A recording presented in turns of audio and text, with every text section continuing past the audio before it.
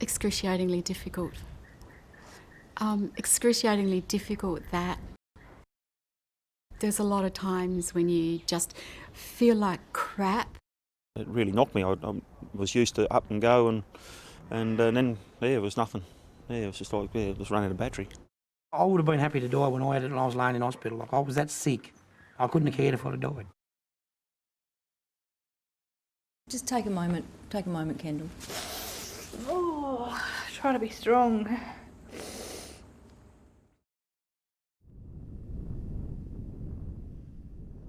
Across rural Australia, hundreds, possibly thousands of people have been suffering, mostly in silence. They're shearers and farmers, business owners, even children. And the cause of their suffering is the little mentioned and poorly understood disease, Q fever. Probably the broader Australian community and the world community would not be aware of what a serious infectious disease it really is. This is not a new illness. Back in the 1930s, there was an outbreak of an unknown disease at a Brisbane abattoir. The director of the local health department, a man named Ted Derrick, identified the disease before naming it Q fever. The Q standing for query. This was a really very big Australian discovery, and very shortly afterwards a similar organism was isolated in the Bitterroot Valley in Montana in the United States, and it was only a bit later that they realised they were one and the same organism. It was really quite an interesting story.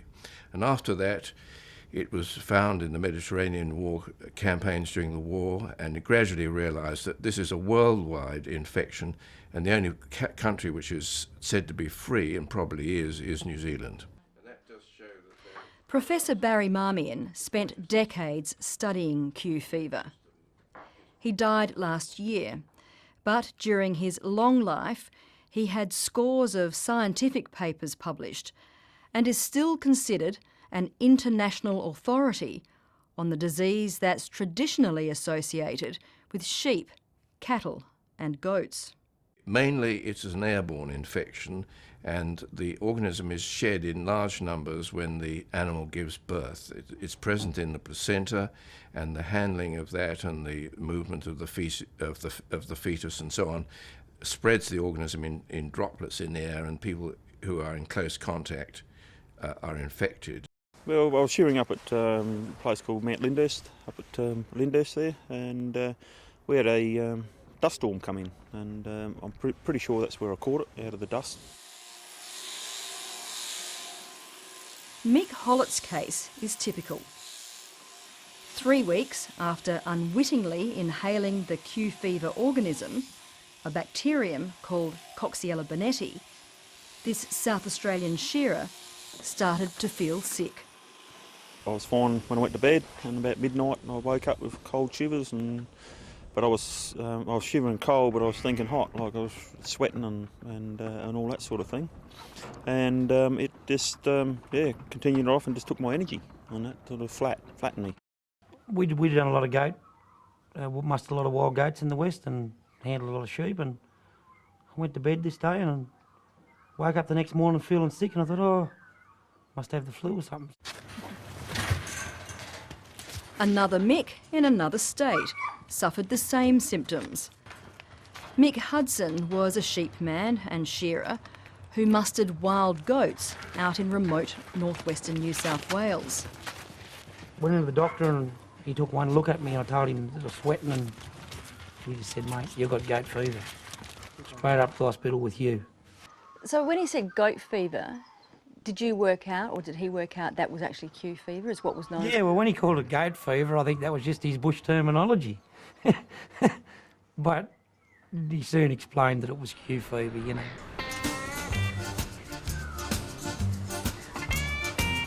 And a very good morning to you and welcome to the North and West Report. I'm Kendall Jackson. Great to have your company. Well, the initial symptoms, I had a headache and I thought this is perhaps what a migraine was because I'd never had a migraine before. And then it led on to, like really severe sweats where I was completely saturated and had to change my nightwear. And I was really hot and then I was really cold.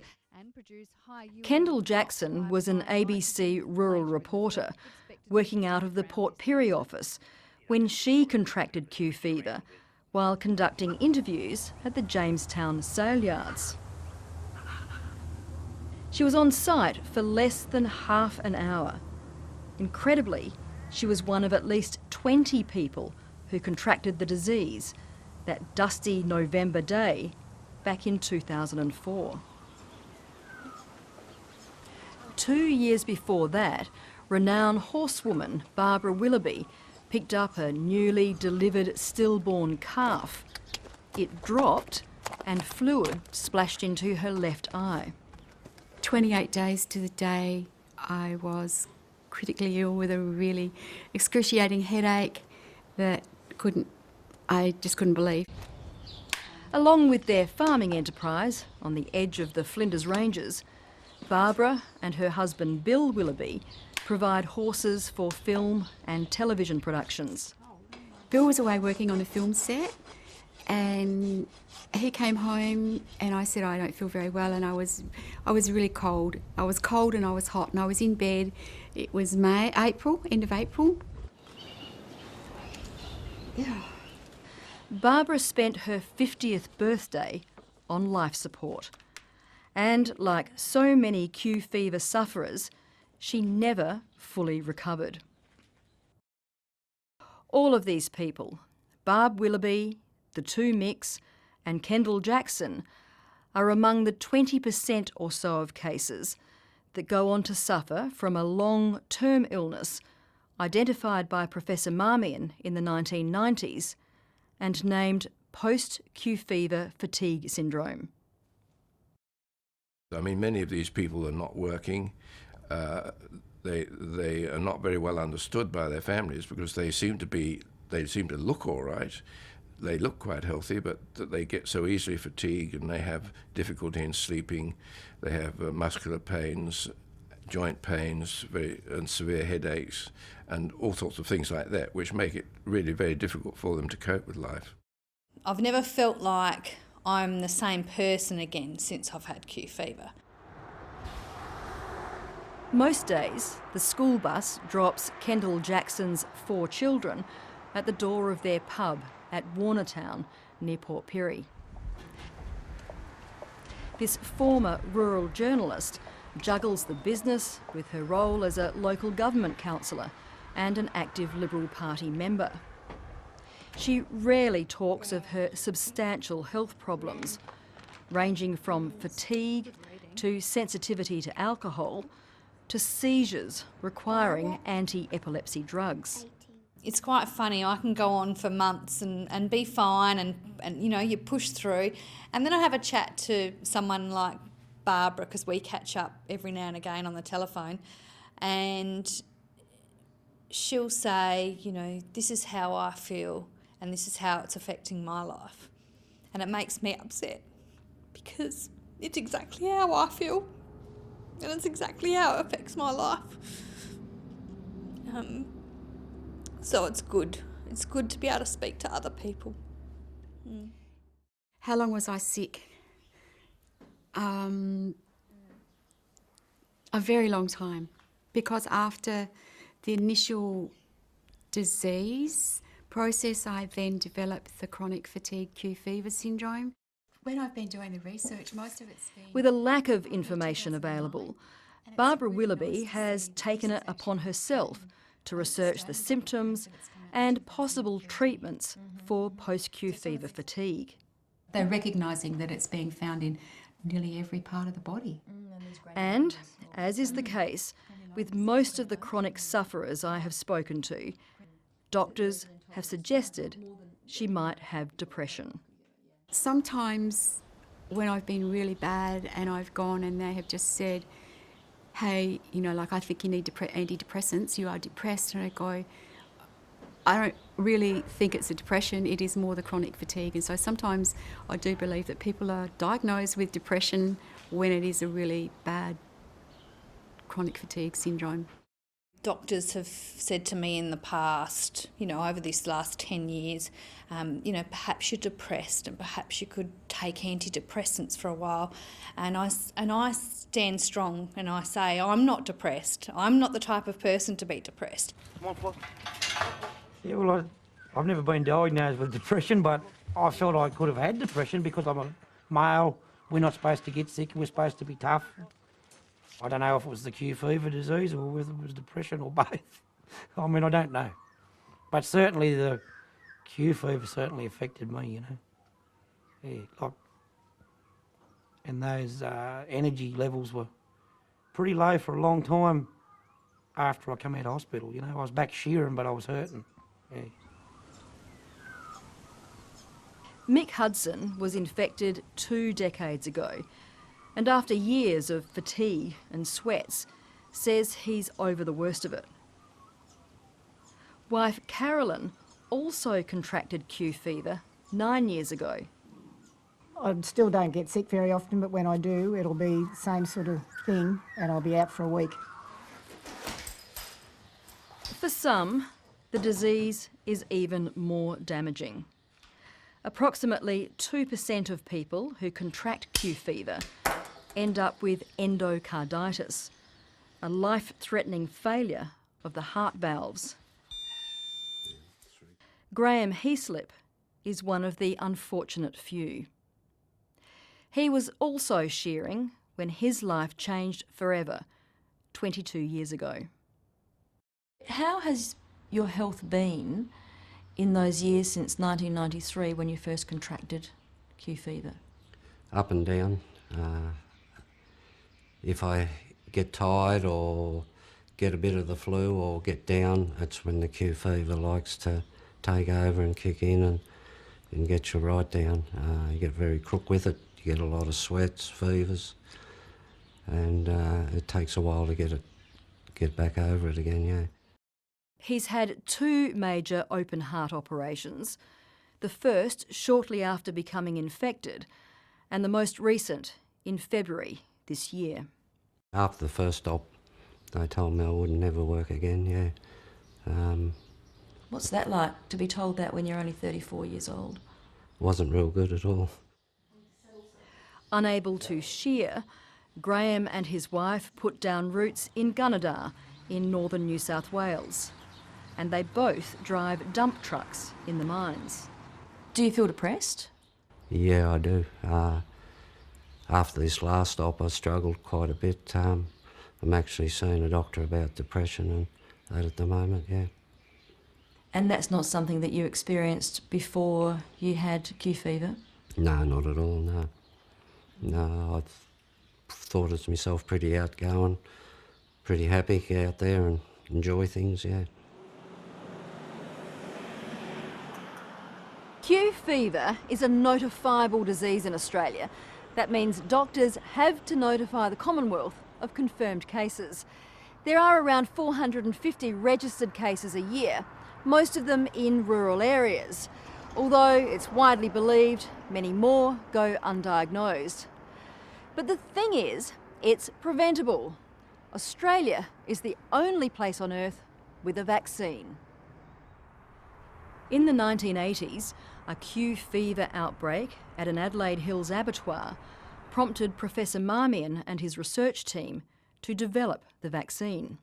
Union representatives were on hand to observe procedures as the head of the research team, Professor Barry Marmion, volunteered a blood sample and then had a skin test administered. Hi, Brent, come in. Hello, Sandra.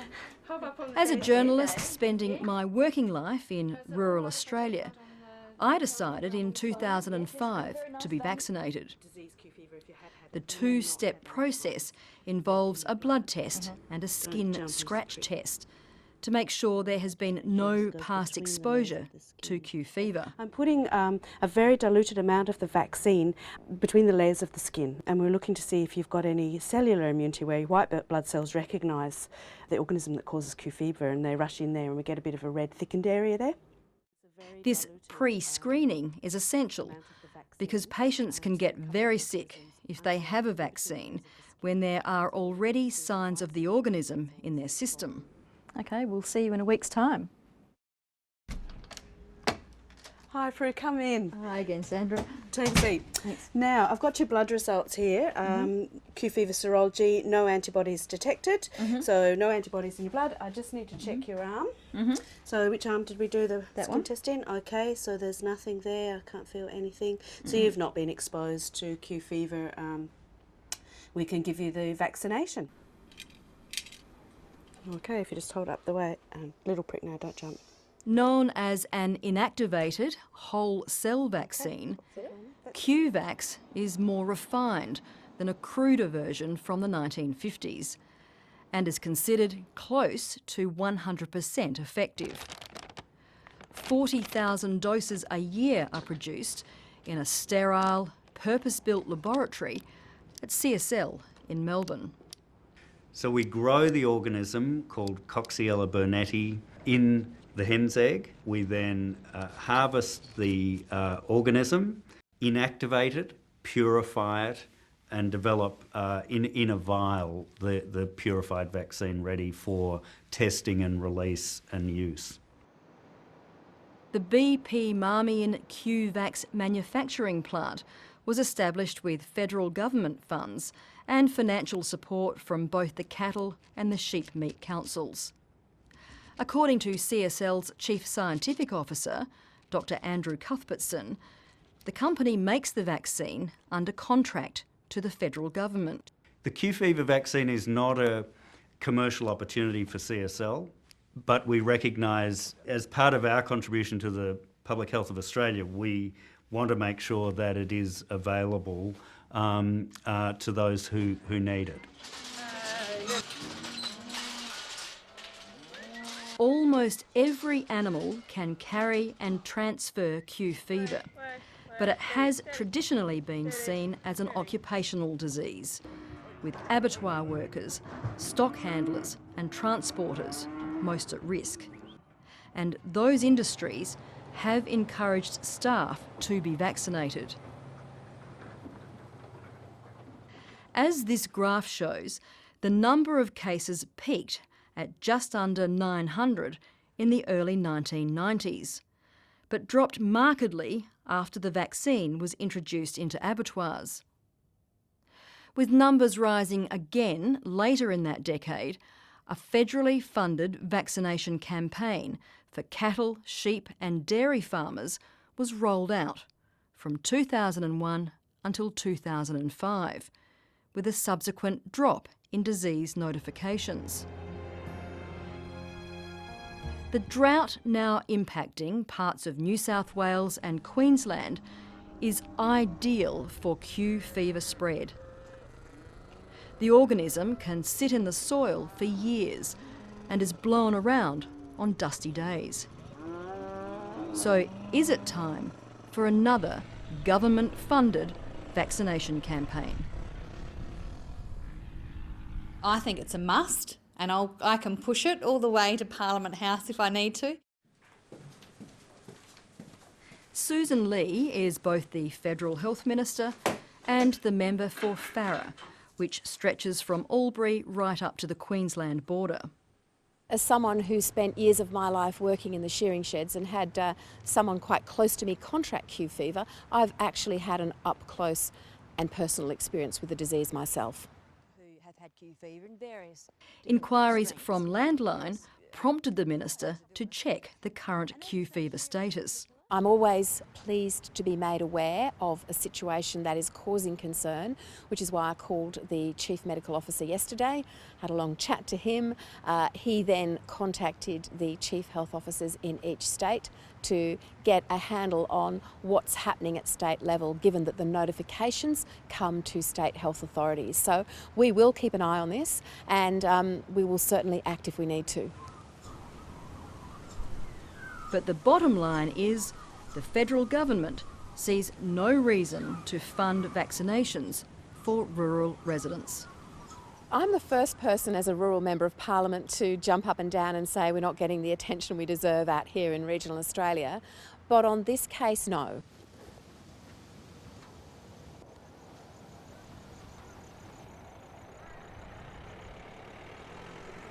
Of all the cases each year in Australia, Queensland accounts for around half. At Theodore, a couple of hours southwest of Rockhampton, local GP Bruce Chater has seen his fair share. We've diagnosed about 18 cases, that's 1 or 2 a year over the last few years. Some seasons, probably the drier ones, are when it's a bit more likely, and we certainly seem to have a little bit of a spike last year. G'day Natalie, how are you? Living in cattle country, Dr Chater has himself been immunised. He stages occasional clinics where locals can also be vaccinated. Half a dozen people turned up this time. That's been done.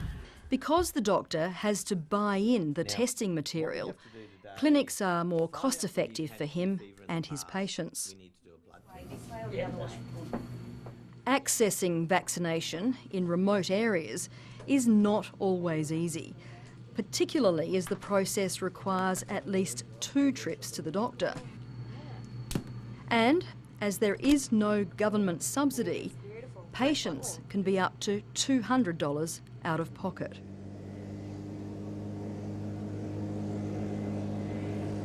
Rhonda Hoffman is 81 and has spent her whole life around livestock. She's an interesting case. A decade ago, she turned up to be vaccinated, but was shown to already harbour the antibodies, so was advised against the injection. Then, last December, Dr Chater confirmed she had Q fever. It was terrible. I think the worst thing you can't really explain. Oh, did I feel awful? Yeah, we've had I think a couple of cases of that where someone's tested positive in the pre-screening and then had Q fever. So how are we going? Got all the paperwork ready? In addition to his outback practice, Bruce Chater leads the discipline of rural and remote medicine at Queensland University. 2 of his third-year students, Christina Mew and Libby White, are spending their 6-week rural placement at Theodore. Christina and I have chosen to look at the Q fever vaccination program at Theodore Medical Centre and sort of look at how many people have been vaccinated, how many people weren't or were missed, and sort of look at how we can improve the coverage of that in this area. I'm just trying to see what sort of risk factors you have and see why you may have contracted Q fever. The students have also followed up on dozens of Dr Chater's Q fever patients to find out how they feel months and years later. They found very few patients with long-term symptoms. While the town of Theodore is well served by a doctor who is quick to test for the disease and put patients on an effective antibiotic, there is general concern that other country regions are not so fortunate. Dr Chater believes it's time for an online tool to help bring bush doctors up to speed in terms of testing, treating and vaccinating against Q fever. If we could have a learning package, I think probably the universities, the college and CSL getting together on something like this would be a great initiative to make sure that rural doctors are up to speed now and in the future. While Queensland is overwhelmingly Q fever central, places like Gunnedah and Guyra in northern New South Wales are also showing up as hotspots, with as many as 22% of the population testing positive. That's 1 in 5.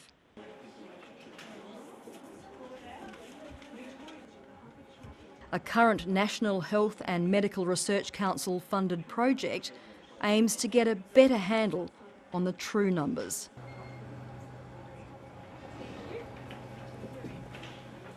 The research team is reviewing thousands of leftover blood samples from across the country.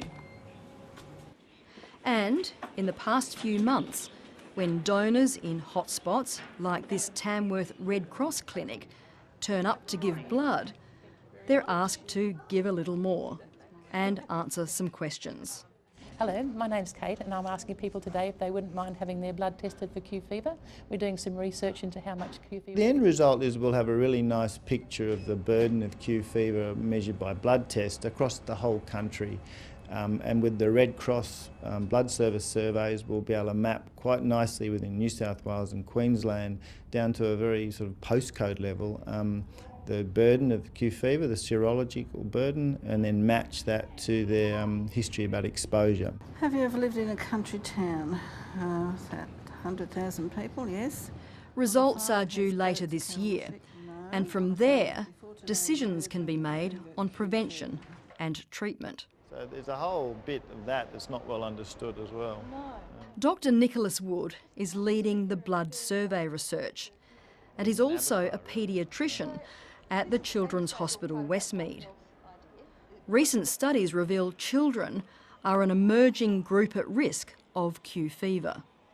It's uncommon, but they can get it, and we've had cases in our hospital of children that have had Q fever and quite nasty disease involving, bone infection and osteomyelitis.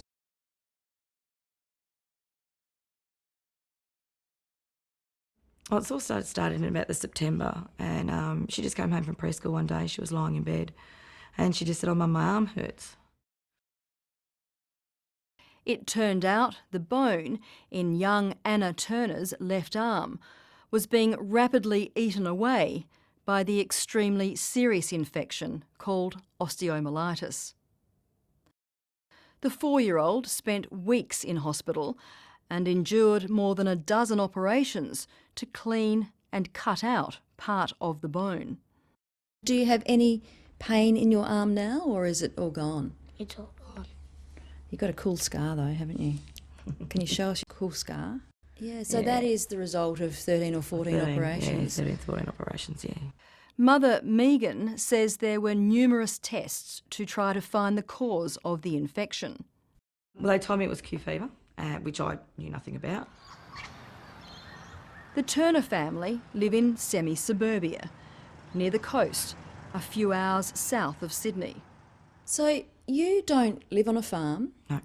You haven't had any contact with farm animals, and she didn't at that stage? No. What did they say to you in terms of how she may have contracted Q fever? When my husband's mowed the lawns, we've got lots and lots and lots of kangaroos, and we think that what's happened is when he's driven over the kangaroo poo, elements of that have become airborne. She happens to have inhaled it, and that's how we think that that's happened. And there was actually quite a spate of Q fever in the area around about the same time, so there was a few people in hospital with it, so yeah. As for Anna, her mother says the 8-year-old is well, but often tired. I don't know about chronic. She does get tired very, very easily. This is something that only came to my attention recently. So it is something that I will broach with Westmead when we go back for a checkup.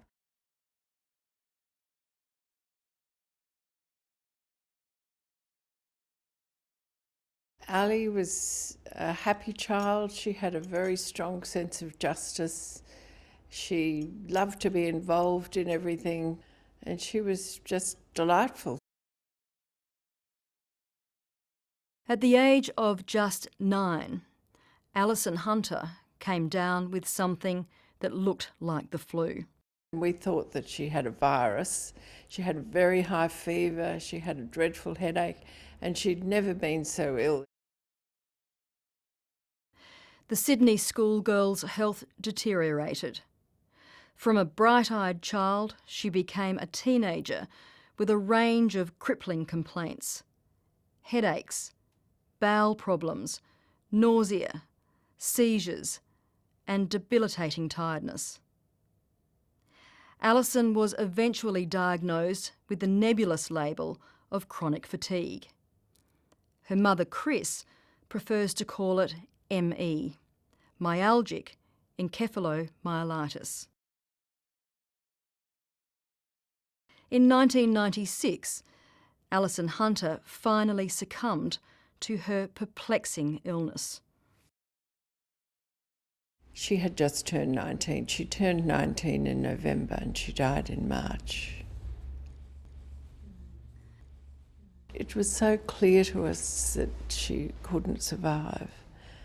That's when I said to her, look, in the event of the worst thing, is there anything that would be a comfort to you? And then she actually said to me, Mum, you are hopeless. An autopsy, of course. I would want you to find out why my body let me down. That's actually how she said it. A fair amount of paperwork. Even in the grip of grief, Alison's parents had the foresight to request her infected body tissue be stored, in the hope science would one day turn up some answers. Those answers came more than 10 years later, sparked by a chance encounter with a Melbourne paediatrician. She said, of course, on their first visit, if I find a young person with ME has had contact with farms, I always test them for Q fever, which came as a shock to me because we had had quite considerable contact with farms and with one relative's farm in particular where the nearest town had an abattoir and there were people on nearby properties who had Q fever themselves. The initial post-mortem was really just a very routine post-mortem to find out. So the key thing was to have tissue stored to send to researchers who were... Alison had been tested for all sorts of infectious diseases, including AIDS, but never Q fever. Her infected body tissue, set aside post-mortem years earlier, was examined and found to be Q fever positive. What was that moment like, finding out that the tissue was positive to Q fever? It was a mixture, really. It was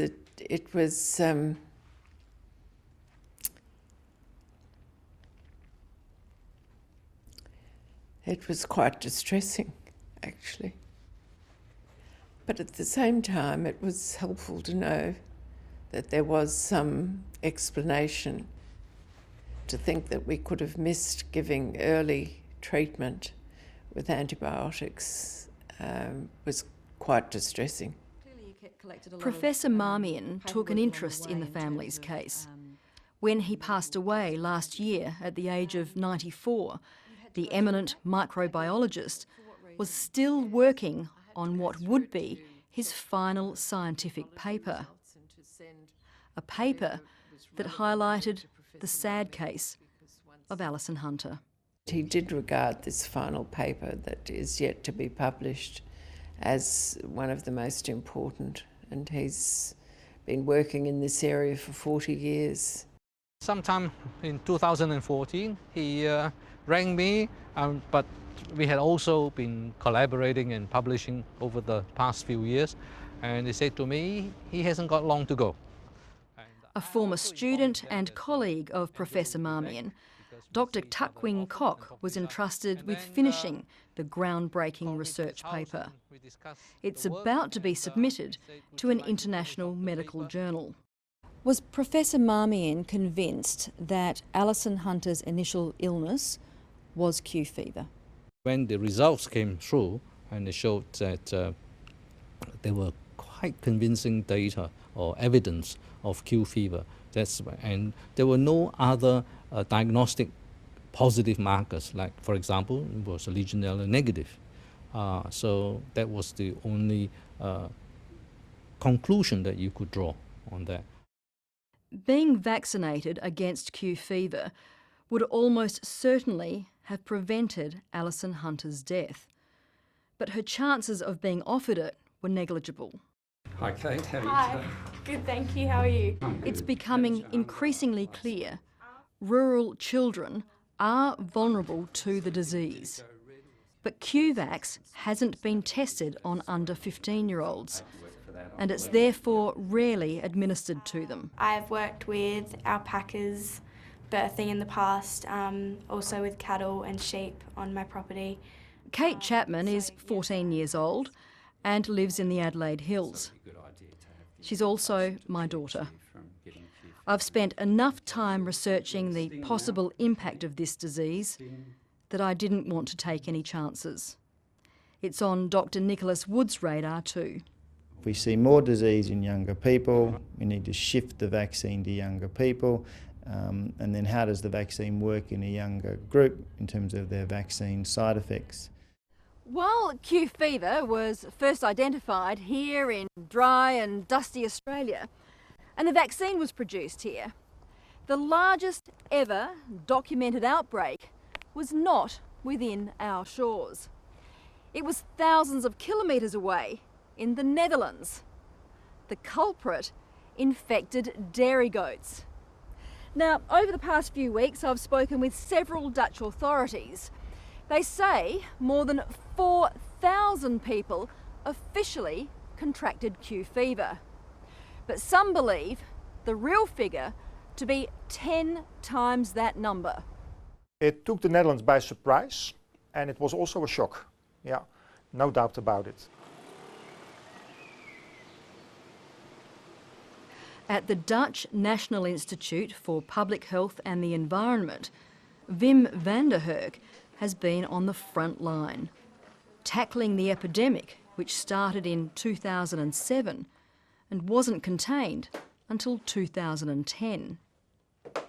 He believes Australia could and should learn from the dramatic impact the disease had in his country. Q fever had always been considered in many countries, I think even especially in Australia, as an occupational disease, affecting people working in slaughterhouses or sheep shearers and so on. But in the Netherlands that was not the case. Of course, people with occupational exposure, like farmers themselves and their family members, also became infected. But a large majority of people had no direct contact with animals.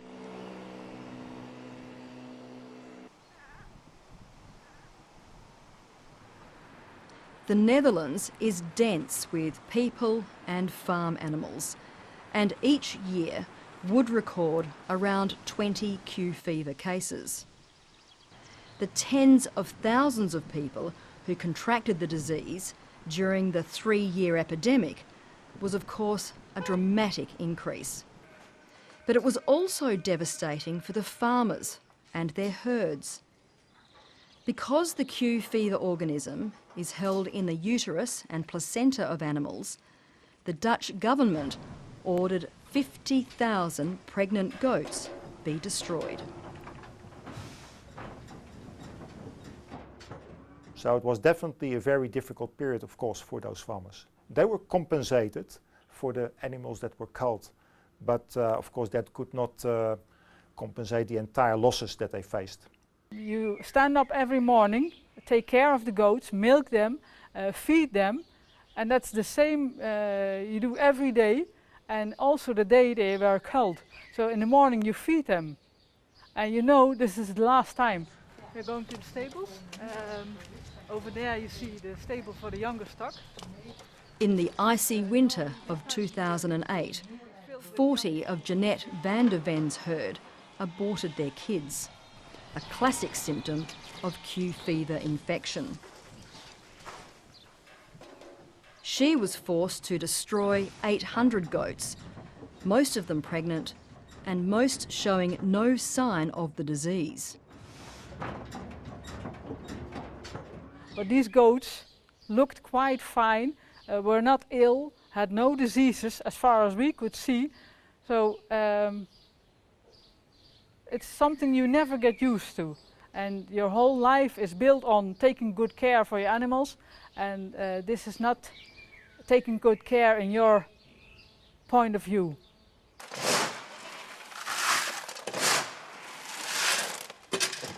Dutch goat and sheep farmers have had to vaccinate their stock every year since the outbreak. Fortunately, the Netherlands has access to an effective animal vaccine produced in France. In Australia, while we have a vaccine for humans, we don't have access to one for stock. Last year, there was an attempt to import the French-made animal vaccine, but it was knocked back by the Australian federal government because it posed a biosecurity risk. Jeanette van der Ven has been able to gradually build up her herd. Life is back on track. The same can't be said for many of the people who contracted Q fever. The goat farms has taken care of the Q fever, so it was gone, but the patients were still ill. And there was a lobby in the politics that there should be money for the patients. To give an indication of how seriously the Dutch government now treats the disease and the long-term fatigue syndrome, it's set aside €10 million, around 15 million Australian dollars, to a patient support foundation. All of these people are sufferers. A fortnight ago, the foundation paid for them to get together to help take their minds off their illness. There have been at least 30 deaths from the Q fever outbreak in the Netherlands. Another 300 or more have life-threatening problems, such as heart valve failure, and at least 2,500 struggle with chronic fatigue. Yes, there was a lot of public unrest about the whole events, and so that the government had not reacted quick enough, and that action control efforts had to be taken much earlier, so that the whole problem was underestimated. And this even led to questions in Parliament, so it became really a political issue at the national level also. It's an insight into what can happen if this debilitating disease gets a foothold. It's highly infectious. Normally we describe that in terms of the number of organisms required to cause an infection.